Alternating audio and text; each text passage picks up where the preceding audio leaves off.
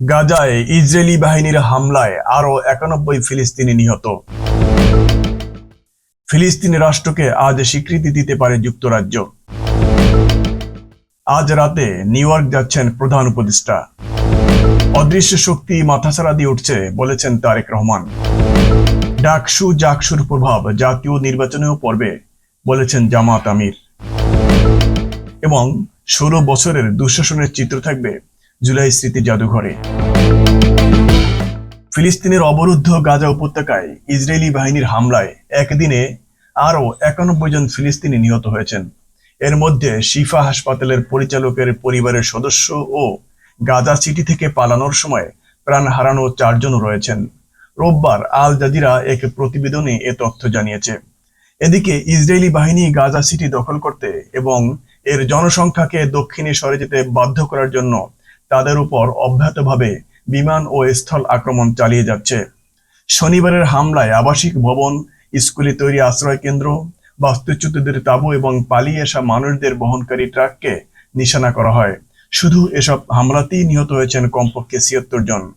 শনিবার ভোরে গাজা শহরের বৃহত্তম হাসপাতাল আল শিফার পরিচালক ডাক্তার মোহাম্মদ আবু সালমিয়ার পারিবারিক বাড়িতে হামলা চালানো হয়। এতে কমপক্ষে 5 জন নিহত হন। নিহতদের মধ্যে আবু সালমিয়ার ভাই, তার স্ত্রী ও তাদের সন্তানরাও ছিল। হাসপাতালের জরুরি বিভাগে কর্মরত আবু সালমিয়া বলেন, আমার ভাই ও তার স্ত্রীর লাশ দেখে আমি হতবিহ্বল ও বিধ্বস্ত হয়ে পড়েছিলাম। প্রিয়জনেরা হয় শহীদ হচ্ছেন, নয়তো আহত হয়ে আসছেন হাসপাতালে। হামাস এক বিবৃতিতে এই হামলার নিন্দা জানিয়েছে এবং এই হামলাকে চিকিৎসকদেরকে শহর ত্যাগ করতে বাধ্য করার জন্য রক্তাক্ত সন্ত্রাসী বার্তা বলে অভিহিত করেছে। এতে উল্লেখ করা হয়েছে, 2023 সালের অক্টোবরে গাজায় যুদ্ধ শুরু করার পর থেকে ইসরায়েলি বাহিনী প্রায় 1700 স্বাস্থ্যকর্মীকে হত্যা করেছে এবং 400 জনকে কারারুদ্ধ করেছে। এদিকে গাজা সিটির নাসর এলাকায় একটি ট্রাকে থাকা ফিলিস্তিনিদের দলকে লক্ষ্য করে আরেকটি ইসরায়েলি হামলা চালানো হয়। এতে কমপক্ষে 4 জন নিহত হন। ফিলিস্তিনিদের এই দলটি গাজা সিটি থেকে অন্যত্র সরে যাচ্ছিলেন। গাজার ফিলিস্তিন সিভিল ডিফেন্সের মতে, আগস্ট মাসে শুরু হওয়া ইসরায়েলি আক্রমণের ফলে এখন পর্যন্ত 4,50,000-এরও বেশি মানুষ পালিয়ে যেতে বাধ্য হয়েছেন। আক্রমণের শুরুতে গাজা সিটিতে প্রায় 10 লাখ মানুষ বসবাস করতেন। এদিকে ফিলিস্তিনকে রাষ্ট্র হিসেবে আজ স্বীকৃতি দিতে পারে যুক্তরাজ্য। রোববার বিকেলে এক বিবৃতিতে ব্রিটেনের প্রধানমন্ত্রী কিয়ার স্টারমারের প্রশাসন ফিলিস্তিনকে রাষ্ট্র হিসেবে স্বীকৃতি দেওয়ার ঘোষণা দিতে যাচ্ছেন বলে আশা করা হচ্ছে।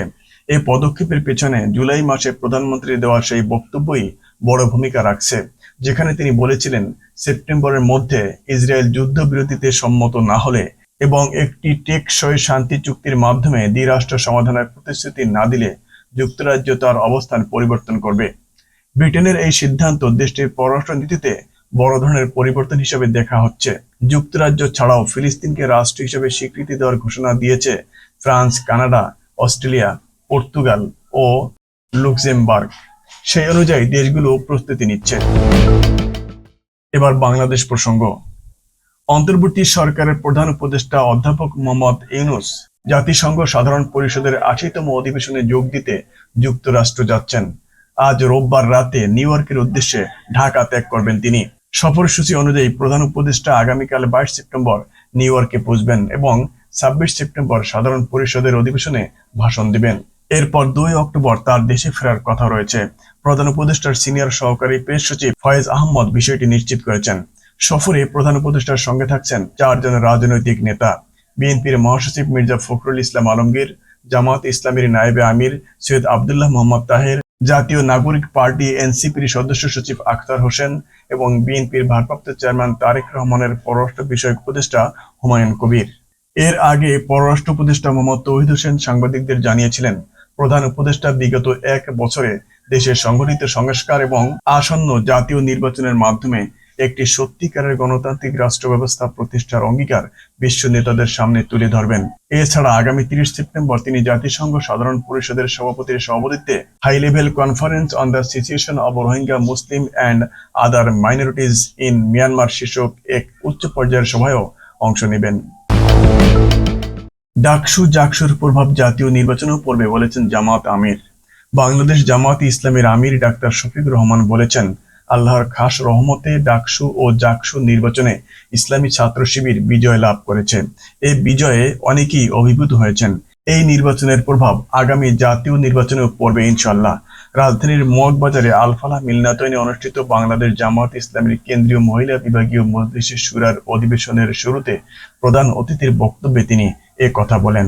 জামাত আমির বলেন, যারা আমাদের পছন্দ করেন, ভালোবাসেন এবং আমরা যাদের পছন্দ করি, ভালোবাসি, তাদের নিয়েই আমরা আগামী নির্বাচনে ৩০০ আসনে নির্বাচন করার আশা করি। সেই নির্বাচনে বিজয় লাভ করার লক্ষ্যে আর্থিক কোরবানি সহ সব ধরনের সাহায্য সহযোগিতার উদাত্ত আহ্বান জানাচ্ছি। তিনি বলেন, অনেক আন্দোলন, ত্যাগ, কোরবানির বিনিময়ে ২০২৪ সালের ৫ আগস্ট আমরা একটি নতুন বাংলাদেশ পেয়েছি। ২৪ সালের জুলাই আগস্টের আন্দোলনে অনেকে জীবন দিয়েছেন, অনেকে হাত পা চক্ষু হারিয়েছেন। আমাদের সকলের ত্যাগ ও কোরবানির বিনিময়ে আল্লাহ আমাদের এক মহান বিজয় দিয়েছেন। আল্লাহ আমাদের সবাইকে দুনিয়া ও আখিরাতে সেই কোরবানির উপযুক্ত প্রতিদান দান করুন, এই দোয়া করছি। কেন্দ্রীয় মহিলা বিভাগীয় সেক্রেটারি নুরুন্নিসা সিদ্দিকার সভাপতিত্বে দিনব্যাপী অনুষ্ঠিত অধিবেশনে রাজনৈতিক পরিস্থিতি ও জাতীয় নির্বাচন ২০২৬ শীর্ষক বক্তব্য উপস্থাপন করেন সংগঠনের সেক্রেটারি জেনারেল সাবেক এমপি অধ্যাপক মিয়া গোলাম পরোয়ার। দারসুল কুরআন পেশ করেন সহকারী সেক্রেটারি জেনারেল মাওলানা আব্দুল হালিম। আগামী ফেব্রুয়ারি পর্যন্ত ইস্পাত কঠিন ঐক্য ধরে রাখতে দলের নেতাকর্মীদের প্রতি আহ্বান জানিয়েছেন বিএনপির ভারপ্রাপ্ত চেয়ারম্যান তারেক রহমান।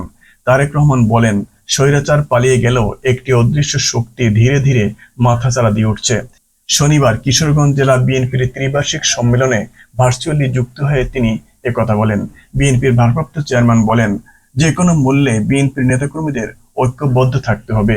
আগামী ফেব্রুয়ারি পর্যন্ত যদি আমরা ইস্পাত কঠিন ঐক্য ধরে রাখতে পারি, তবে জনগণের রায় ধানের শীষের পক্ষেই আসবে।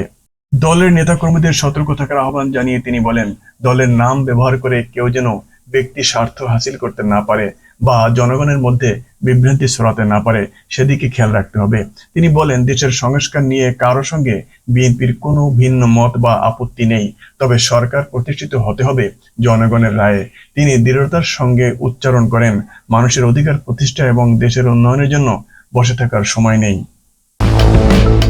পিলখানা হত্যাকাণ্ড, গুম খুন, আয়নাঘর, শাপলা মেসাকার এবং ভোট ডাকাতি সহ শেখ হাসিনার ১৬ বছরের দুঃশাসনের সব গল্প ঐতিহাসিক তথ্য আকারে জুলাই স্মৃতি জাদুঘরে রাখা হবে। শনিবার বিকালে রাষ্ট্রীয় অতিথি ভবন যমুনায় এক বৈঠকে জাদুঘর নির্মাণ কর্তৃপক্ষ প্রধান উপদেষ্টা প্রফেসর মোহাম্মদ ইউনূসকে এ তথ্য জানিয়েছেন।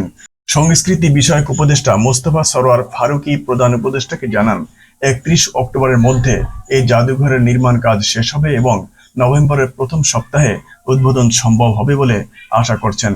তিনি বলেন, আমরা হাসিনার দুঃশাসনের চিত্রগুলো এই জাদুঘরে প্রদর্শনের জন্য কিউরেট করেছি, যাতে ১৬ বছরের ফ্যাসিজমের ইতিহাস জীবন্ত থাকে সরাসরি গণভবন থেকে আসা নির্দেশনা অনুযায়ী পরিচালিত সব অত্যাচারের এবং নৃশংসতার ইতিহাস। প্রধান উপদেষ্টা প্রফেসর মোহাম্মদ ইউনূস জাদুঘর নির্মাণ সংশ্লিষ্ট সবাইকে ধন্যবাদ জানান এবং আশা প্রকাশ করেন, এই জাদুঘরে যারা আসবেন তারা ৫ আগস্ট গণভবনে জনতার ঢলকে অনুভব করবেন।